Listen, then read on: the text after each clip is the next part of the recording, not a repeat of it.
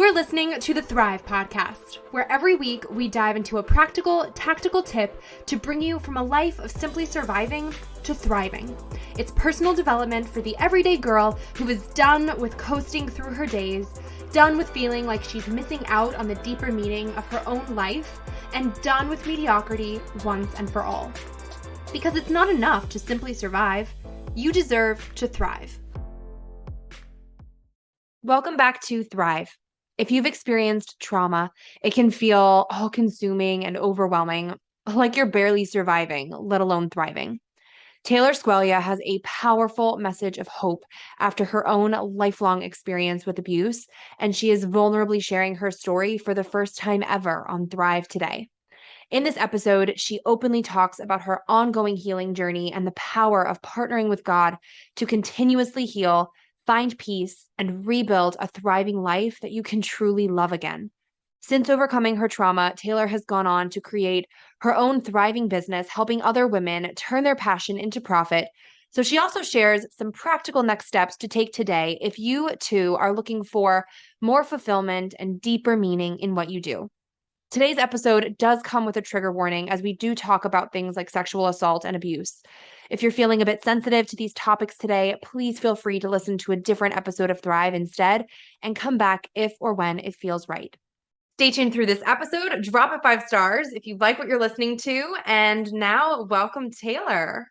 Hi, I'm so happy to be here. Yes, girl, welcome to Thrive. I know we share a similar passion for sharing our thoughts on thriving, since you also have a thriving related podcast, which I love. But introduce yourself to our Thrive audience here. So, my name is Taylor Squeglia. I am very much on that mission. I do have a podcast. It's called Girl, It's Time to Thrive. And I probably had to do that because you had Thrive podcasts. But I am just, I don't even know how to explain myself. I just am so incredibly passionate about women thriving because I think we're just so multidimensional. And I know everyone is, but you could have 10 women in the room and we all have 10 different stories. We all have 10 different paths. We all have things that, one person wants to be a millionaire and have the best business, and one person wants to be a mom. And so when it comes to thriving and not surviving, I think we need to have so many different conversations. And I think there should be just inclusivity in that because I feel there's this competition that the enemy has put in that women need to compete with each other. But instead, if we just start talking about motherhood, we start talking about businesses, we talk about career, we talk about relationships, friendships, there's no room for the enemy to attack us in that. So that's my mission for that. I love that. This automatically has me thinking, you'll hear this at the very end because I ask everybody this at the end of the show, but we talk about what does thriving mean to you? And what's incredible is like in, I don't know, 4 years now of the Thrive podcast, there has literally never been 2 identical answers because you're right. Like it is such a unique perspective to every single person. Honestly, I think it also changes every single day for every single person. And it's like a dynamic thing that we ourselves need to give ourselves permission to flex with as we go through different seasons of our own lives. So I love that you just call that out because I think you're absolutely right. We can get so one track minded and so focused, sometimes based on what society tells us, sometimes based on what the devil's putting in our brains, but we become so narrowed in on this one thing where we don't necessarily allow ourselves, let alone each other, the grace and the space to move throughout that and let it be all part of our story in one dynamic sort of way. So holla for bringing that up right off the bat. Just jumping in. For sure. We're here to go there. But I know I want to talk to you about something. I know you experienced something back in 2018, which was when this Thrive podcast started. So like we're going back, 4 years now, and you were on a missions trip. So can you take us back and walk us through what happened and kind of the growth that you experienced in this time? Because I love when people have these like really pivotal experiences and moments where they're just like, whoa, light bulb goes off. It's a big moment and it changes everything. I love that you call it a big moment because that is exactly like, not that I want to write a book, but when I journal, I call it the big moment because there's a lot of moments and we all have big moments, but this was it for me. And so in 2018, I packed up my life. I quit my job. I went to, it was going to be a 6 month trip. It ended up only being 3 months because I had to come home because of this big moment. And I surrounded myself with the most incredible Christians. I've never experienced anything like it. It was at Youth with a Mission in Perth, Australia. So we did Bible school during the day. And then in the nighttime, we focused on learning about anti human trafficking. So I had done mission trips before. I went to Thailand and Cambodia the summer of 2017. And when I came home, nothing was right. My eyes were just like, I need more of this. I need to go back out. So that's what I did. And I really felt like I was thriving. And I remember being like, yeah, I have it all figured out. Like, I am doing mission work, I'm doing anti human trafficking. My relationship with God had never been better. And I started getting these dreams about my childhood. And we had this therapist who was teaching on the Father of God. And I remember walking into that week, it was a whole week of teaching. And I was like, it's going to be so easy. I have such a good relationship with my family. Like all these other girls, they were so stressed. And I was like, I'm going to kill it. Like my dad and I go to breakfast every Thursday. We're so close. And I kept having dreams and I kept having dreams. And he was a licensed psychologist and he worked in refugee camps and worked in anti-human trafficking. And my voice is shaky because I really don't talk about this very often, but I felt very called to tell the story today. And he and I sat down and we had a 3 hour session and we just kept praying and we kept praying. And that night I called my mom and I was like, or I sent her a text and I was like, did something happen in my childhood? And she's like, why? What are you talking about? And so the next day we got on a call. But before that, it was the last day of the week of the training, of the teaching. And in my quiet time with God, I said, I'm very stubborn. It's probably my biggest thing. I'm very stubborn. I'm very much of a control freak. And I said, God, I'm ready. Bring me to my knees, which you don't ask God to do that. Like, so bad. I was like, oh my gosh, why did I do that? Like, afterwards. And we're on this call. And I found out that when I was around 1.5, I claimed I was barely talking. And I said, Daddy hurts me. And my mom took him to court. And it was this long battle of, was they being molested? And my dad ended up winning the case. He knew everybody. He knew the judge, he knew the lawyers, and he won. And the judge said, because he won, my mom was never allowed to talk about it.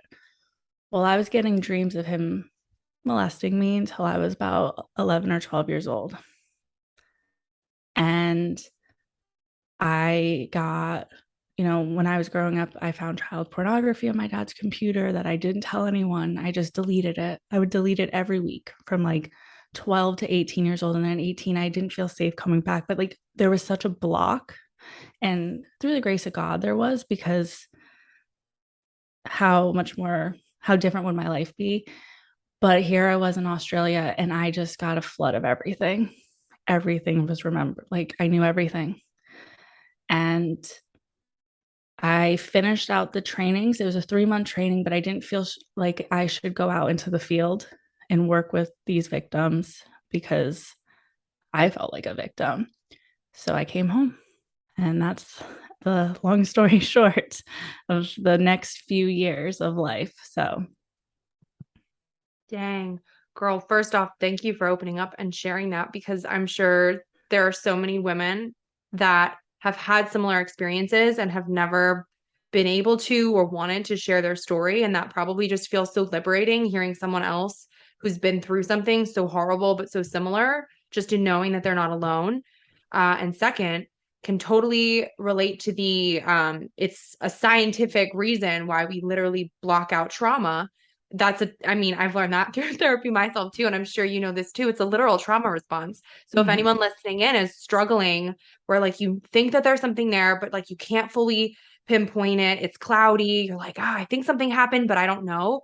Please feel encouraged to talk to people involved and deep dive, go to therapy and dig to the bottom of it because you're not crazy. It is blacked out, and it is blacked out for a reason because it's literally a protective mechanism in our brains to that we block out. Literally, the way Mm-hmm. you described it is exactly what happens. It's like it's blacked out in our brain.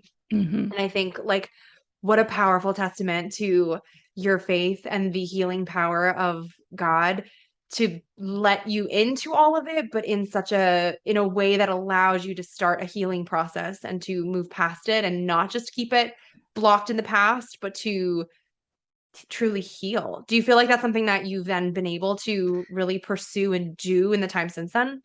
Yes, but let me tell you, I did not feel that way for the first like 2 years. I was Yeah. like, why did you do this to me, God? Why? Like, my life is great. I was thriving. We were close. I was in the mission field. I had the best relationship with my father. And then so when I came home, you know, I had to tell my brother. And like you said, it is scientifically proven that people block things out. But there were a few people who looked at me like I was making it all up. And, you know, 2 days after I found out, I was in complete shock. Like what shock does to your body, you hear about it, you see it in the movies, and you think it's traumatized. Like that day, I got up and I laid in a dark my classroom. I laid on the floor and I just slept. Didn't cry, didn't do anything. My boyfriend, who we're still together, he calls me and I tell him like it's like I went for a walk. I'm like, yeah. So my dad molested me all of my life since I was a baby, and I'm gonna go to sleep now. And he was like what? Yeah. But that's like what shock does. And then the next day I did the same thing. I slept the entire day. Like I slept for like 3 days straight. Did not cry, did not cry. And then about a week, maybe a little less than a week, like 5 days later, my teacher who led our group, she was like, we were talking about it and she kind of nonchalanted it. And I was like, and that was it for me. I was like, she's like, well, your dad's not dead. I was like, oh no, he's dead. He's dead to me. Like, that's that. There's no other, like, no way to like change that. Like, I have to choose his death in my mind every day. And Mhm. then I sent him a letter and I said, I know what you did. I know who you are. And we will have no more contact. And that was it. It's just, I was so like logical. Like I just blocked everything. And then I came home. And that's when truly the real healing began. I think God brought me to the safest place in the world. I mean, we got up and had quiet time every morning. We went to Bible school. We worshiped God in the afternoon. There could not have been a safer place. There's no way my dad was coming through the doors of Australia to be like, what are you talking about? So I got to lean on him. But then when I came home, that's where the true, like, I remember praying with my mom because my mom's a Christian, my dad is not. And I remember praying with my mom before I came home, and she's like, I feel like you're coming home to the lion's den. And I was like, I am. I know I am. I could stay 3 more months. I said, but I have to look my brother in the eyes. I have to tell him what's going on because he's so confused. I'm avoiding all of his calls while I'm in Australia because I'm like, he's like, why aren't you talking to dad? Like, what's going on? Like, super confusing. So, yeah, I came home and I told my brother. And then I came home April 1st and my birthday was in May. And I thought about killing myself. I had to sleep. It was my 26th birthday. I had to sleep in the room with my mom because I was so afraid to be alone. Then I got crippling anxiety. And through this, I decided to go back to college because I did not have a college degree. So in September, so the end of the first summer, 4 months of knowing this, I went back to college full time. And everyone was like, no, no, no. And I was like, I need to do this. I need This is something I declared before I left. I'm not giving up anything in my life because of this. And so I went back to business school. I got my degree.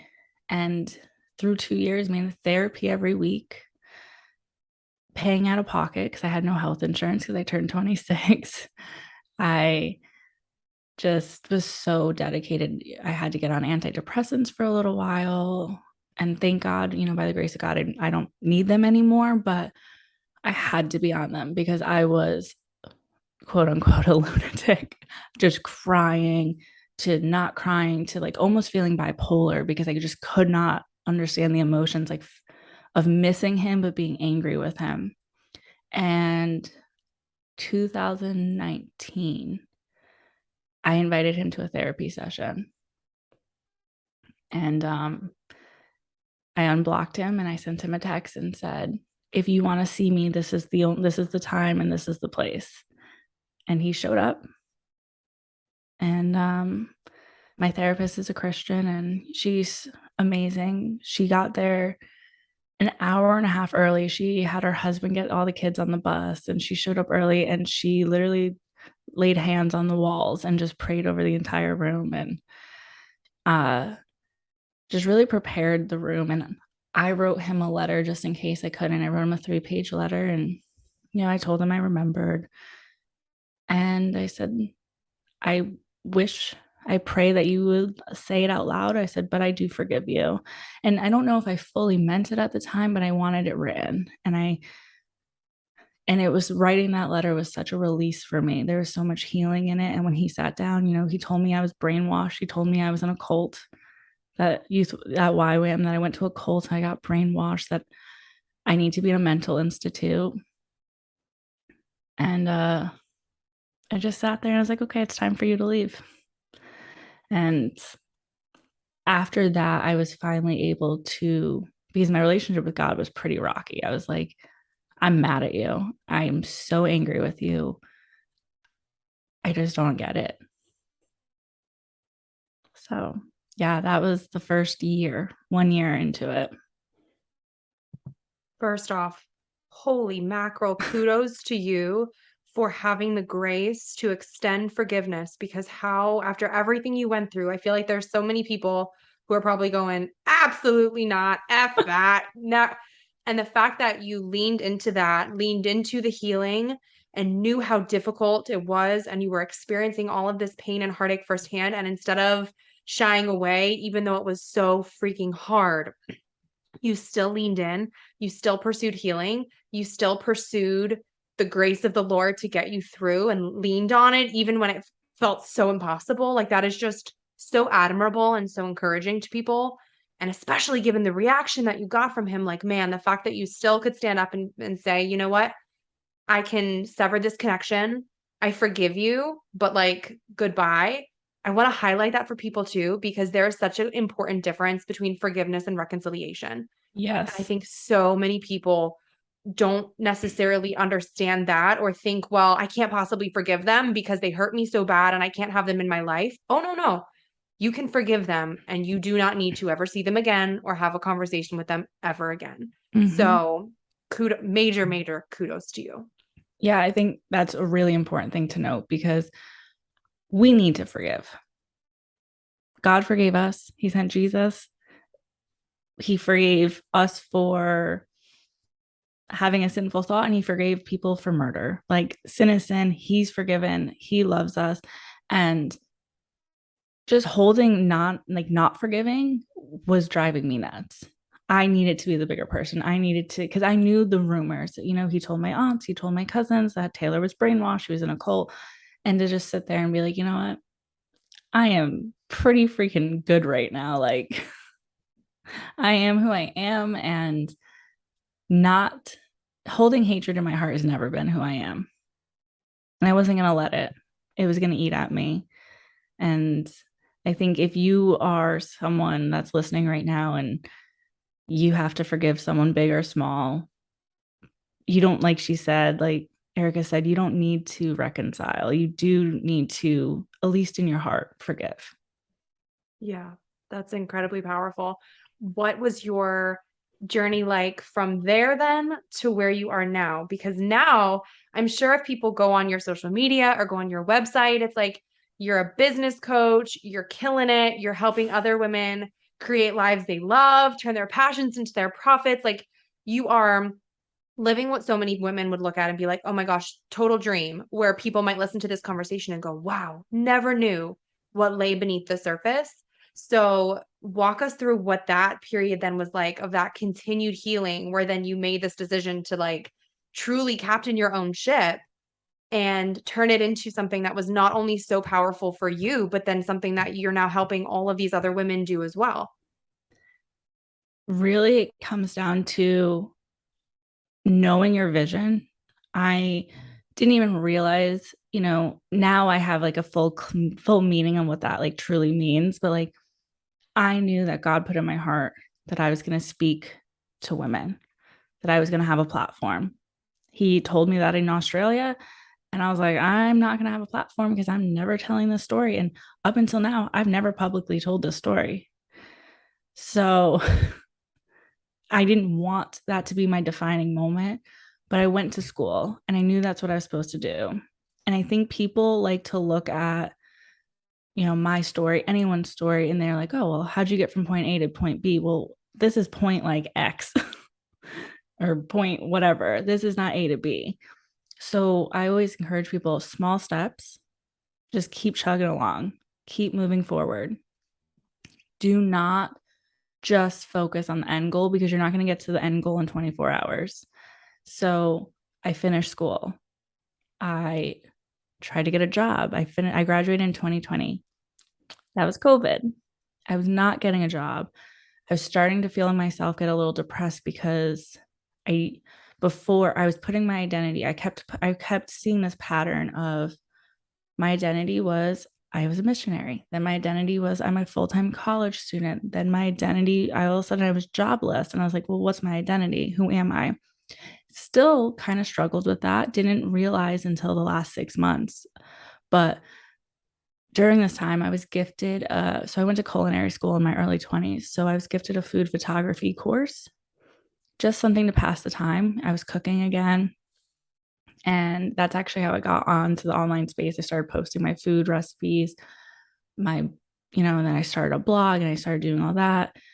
And I created like a cooking course. And my degree was in business. My passion is business. My passion is marketing. I was learning a whole nother side because of social media. And then women started coming to me and they're like, well, food blogging is not that rewarding because I'm writing all these recipes, I'm doing all this work, but I'm not getting any money from it. How'd you make a course? How'd you do this? So then I started giving, information and stuff like that. And I was like, I loved it. As much as I love to cook, I like to cook for me. I like to cook for my friends and my family. I was getting so burnt out, feeling the need to cook and create a recipe and post the recipe and make the photos pretty for such little reward. And not that, if you truly love something and you don't need the money for it, great. I needed the money for it. I was like, I need a job. I'm not being paid and I'm spending like 50, 60 hours a week doing something. And so I started slowly. That was in February. I was getting really burnt out. So I kind of just stepped back. I didn't post a single podcast episode in February. I just trusted. I finally found a church after the 4 years of looking. And he started talking about vision. And I've heard foundation, but like vision and like, oh yeah, that's what I want. But then I realized that it's so much deeper than that. It's what your driving force is. It's what your why is. It's what you're building your life upon. So it's part of your foundation, but it's what's going to keep you going. What is the vision God has for you that you and him have come together? He's spoken it to you and you're accepting it. I guess is the best way to explain it. So I was like, well, what do I want for my life? And that's where I decided my cooking business was finally making money. So, an outside world, this is a horrible decision. I was like, I'm going to pivot. I'm going to just change everything, change my whole business model, change my whole Instagram. And I'm just going to trust. I'm going to have faith. And I'm still like kind of breaking even right now, but I'm like, okay, we're getting there. Like, this past weekend, I went up on the mountains and I was like, God, I'm not like making thousands of dollars like I thought you were. I thought that was a plan. And God's like, your identity, like you put it back into something. So until you truly heal, until you truly allow God to be the CEO of your life, to be your business partner, to be your life partner, I think you're going to still struggle because on the outside in, yeah, you're seeing this super successful person. On the inside, it's like, yeah, I am successful. I'm not successful, but I'm not, to me, I'm like, well, I'm not hitting the success that I want. And it's like, because I'm not partnering with God. He gave me this vision. He gave me permission to pivot. And then I was like, here I am. And God's like, whoa, come back to me. Sorry, I'm talking with my hands if you can't see me, but I'm like, it's my one thing about podcasting. So I was ahead and God was behind me saying, hold on, come back. I said we were pivoting. I didn't say we were going full-fledged sprint. It's a marathon. So I think, yes, there's healing, there's therapy, there's the word of God, there's journaling. But really, what it comes down to is you can say and do all the right things, but in your heart, if you have not allowed God in to join you, you're not going to hit the success in the quote unquote dream life that you're chasing after. Literally so good. There's three things I want to highlight that you said. One, I love that right in the beginning, you said this was a big moment, but it wasn't necessarily like the defining moment. So while you still turned your mess into your message, I feel like you are so intentional about not letting that be the thing that you hold on to for the rest of your life as the thing that's who you are. So I think that's key number one. Key number two, the fact that you said, okay, the second you start monetizing something that's a hobby, it's not necessarily always the right step. And I feel like that's a huge misconception with so much of the online world, business coaching today. Like turning your passion into your profit sounds so wonderful. And people love the idea of, yeah, I just want to wake up and like get paid to do what I love every day.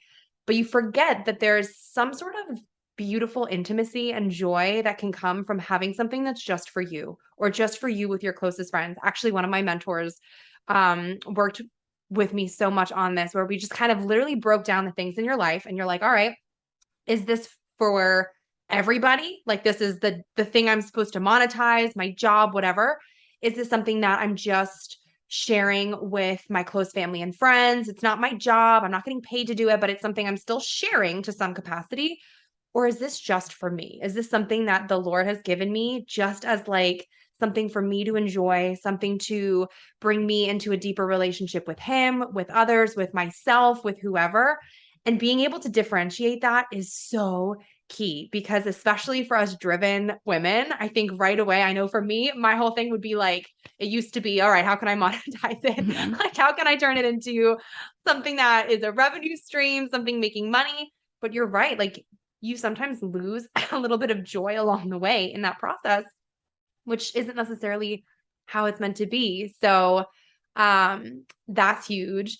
And then what you said all about partnering with God along the way, so good and so key, because I think sometimes in today's world, especially, we can become so fixated on moving targets of success, and everything ends up being not enough, even if that's not our original goal or intention. It might just be something where like we hit the goal and then the target all of a sudden moves and we are on a treadmill with a carrot that just keeps on going and we can never fully reach it. And like years of our life will pass by and we realize at our core, we are ultimately unfulfilled. Even if on the surface or on paper, we are checking off all the boxes and seem like the ultimate boss babe, whatever you want to call it. And then that is just something to really reflect on because you've been there, I've been there, and like, man, even if you're not someone who is already a Christian, I think there's just something really to be said about looking for that deeper meaning and letting God into your heart because the moving targets of earthly success will always be there and they will always be moving. Mm-hmm. So if you have something to root you into something deeper, ooh, important. It really For is. sure. It's something that I think we forget about because social media is such a big part of our life. We wake up, we roll over, we see people doing the X, Y, and Z and this and that, and we forget that there's struggles. We forget that there's the real world. We are living in the real world. And sometimes we just want to hit what someone else is doing, but it's not part of our journey. That's not one of our successes. And unless it's part of your vision and that's something you really want, you still need to do the appropriate steps to get there. Yeah. Well, we're all for appropriate steps over here. So drop us some practicals for the ladies listening in who do have that dream on their heart, who want to take action, make plans, monetize what they love, but they want to do it with this intention and with this mindfulness. What would you say should maybe be like her first three steps? Sit down and take a notepad, and I do this I do a vision workshop like twice a year. I did it once and I'm doing it again this year because it's so prominent, but I'll tell you what the questions are. First off, what are you afraid of? Because you have to get your fear out of the way. If you cannot face your fears in the face, they're going to continue to conquer you. And this is not a one-time thing. This is like you really need to get deep. So if you are a Christian, pray to God. What am I afraid of? If you're not a Christian, just sit down and be like, look inside your heart and be like, what is it that I need to get over? What is holding me back?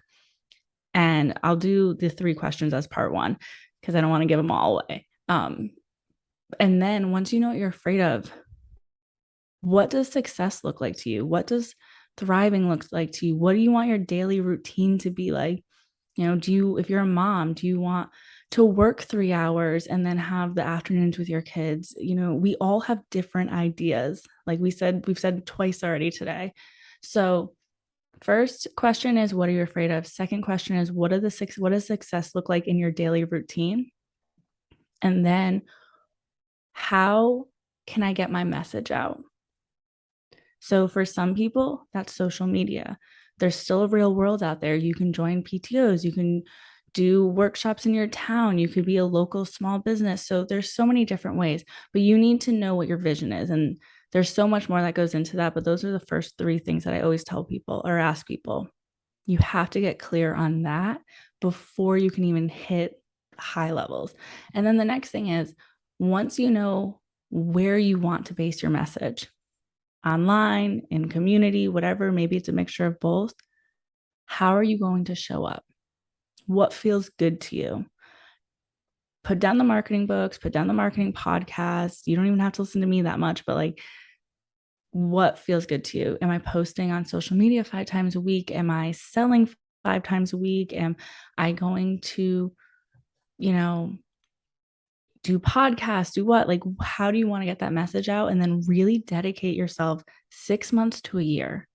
This is not a 1 month thing. Don't be that person who shows up for 30 days and was like, well, nothing happened. Play the long game. And then the third thing is be in tune with yourself. So like I said, I had a cooking business, loved to cook. There was no joy in it for me. Don't be afraid to pivot. Listen to your body. You are the most important person in your world. It's not your kids. It's not your husband. It's not your best friend. You have to be your number one priority, and not in a selfish way, but in a way that I'm going to look out for myself so I can refill my cup and give to others, because you cannot be a good coach, a good mentor, a good friend if you're not. So once you know your vision, once you're willing to commit to getting your message out there, keep an eye on you. Do not burn out.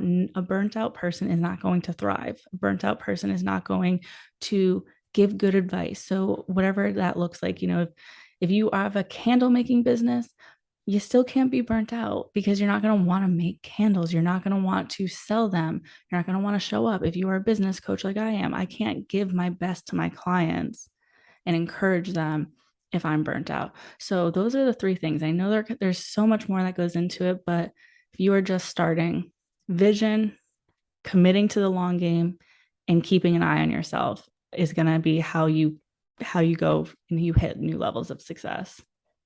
So good. And I love the differentiation between really tuning into what feels right for you. Because I think, especially like you mentioned, social media, it can be so easy to just get on a news feed and start scrolling and see what everyone and her mother is doing. And chances are, well, there might be some overlap. It's all going to be different. And they're all doing it for different reasons. Everybody has a different why. Everybody has a different story, different background. It's not what works for her is not necessarily what works for you. And it's not necessarily what's meant for you. So I think putting your blinders on and like you said, constantly checking in with yourself too as to like, how is this filling my cup or is this draining my cup? And finding that good balance between what you have to do and what you really want to do. Oh man, that is what will enable you to keep going on those hard days when you are at that 30-day mark and you're like, I'm not seeing anything, or at that 6 month mark, or at that, I don't know, 6 year mark, when Mm-hmm. like things lull and things happen and you're like, man, why am I doing this? Do I stop? Do I pivot? What do I do? You need the stamina. So Mm-hmm. great Absolutely. tips there, girl. Thank you. For the seasoned entrepreneur in the house, how can she maybe check in with herself today on maybe some aspect of her business or her mindset that maybe has been overlooked on the daily grind and she's realizing it now, like, ooh, I should probably give myself some TLC in this area. Do you have any like quick tips or recommendations for her? Yeah, I actually did a Q&A yesterday and someone asked last night was, how do I keep the momentum as my business is growing, but my time is dwindling? So here's the thing, boundaries. You need to have boundaries. Like it goes into that selfish thing. Your clients, you need to have boundaries with your clients. You need to have boundaries with your team. If you have a VA or you have a team, or if you're seasoned enough to have people under you, you still need to have boundaries. You can still be a good leader with the boundaries. So boundaries are really important, especially if you are someone who takes on one-on-one client or group clients. Let them know ahead of time. It might be, even if you're like 2 weeks into dealing with working with someone, and you're like, oh my God, they don't respect after like 7 p.m. or 8 p.m.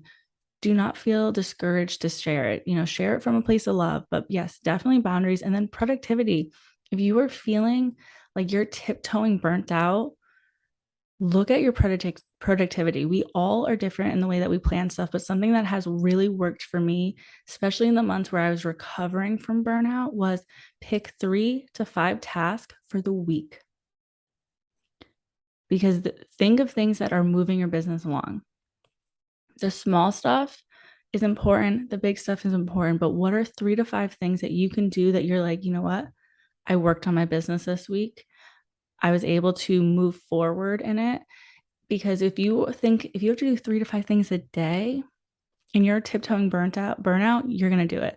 So 3 to 5 tasks for a week, especially if you're tiptoeing burnout, you can up that if you feel like, okay, I can do more than this, but listen to yourself, be in tune with yourself in that area. So, Amazing. Yes. So getting things wrapped up.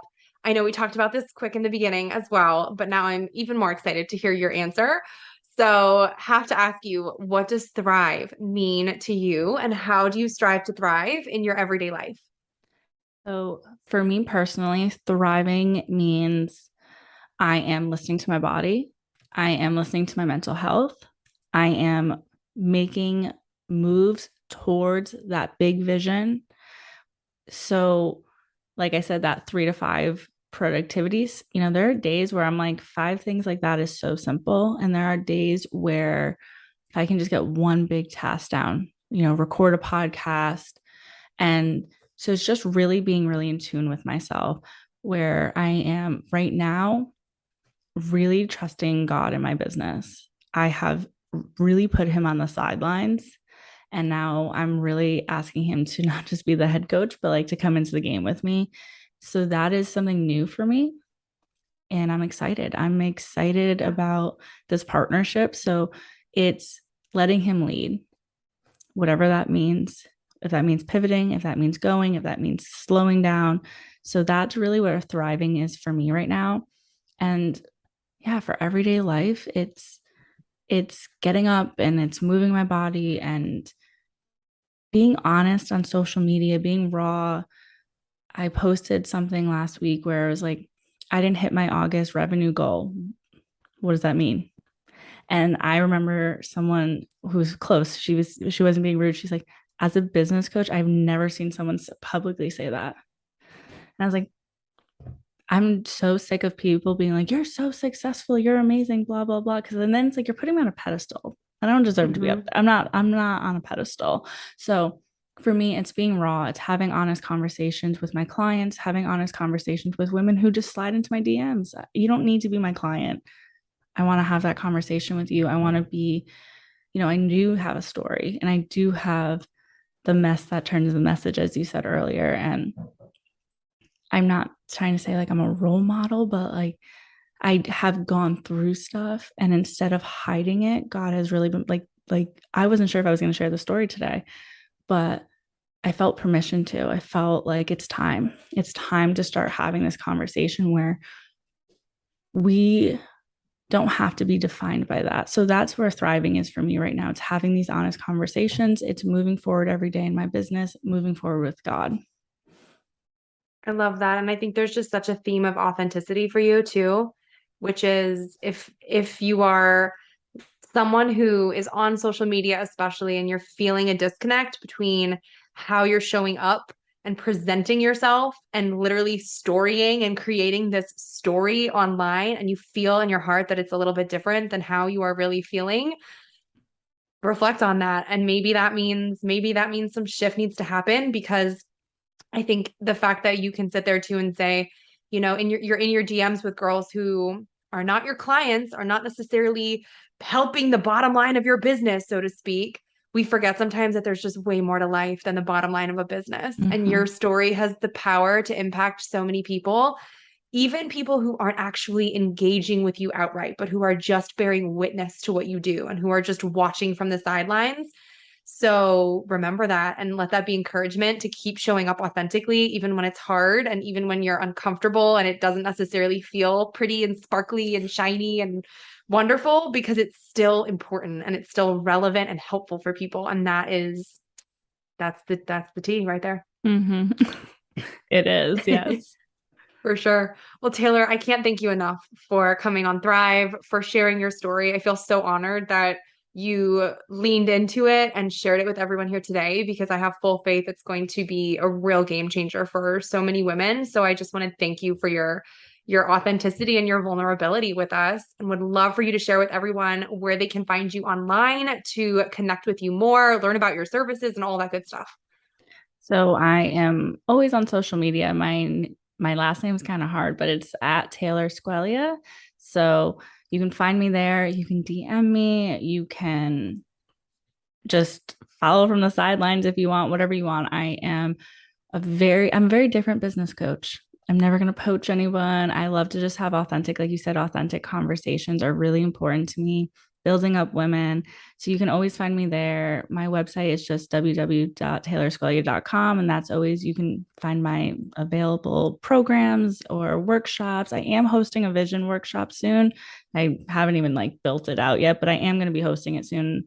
An end of the year one. I just felt like it was time to do another one. And yeah, they're wonderful. If you are someone who's struggling with what is my vision, where do I want to go, it's amazing. I did one in May. Yeah, May. Women were crying, women were coming together. It was a really cool experience of sisterhood and so much authenticity, so much revelation. Someone, not my client, not a paying client. I do it from free. And she built out a vision board. She prayed over it like I told her to and 2 weeks later, she passed her real estate board and got a job.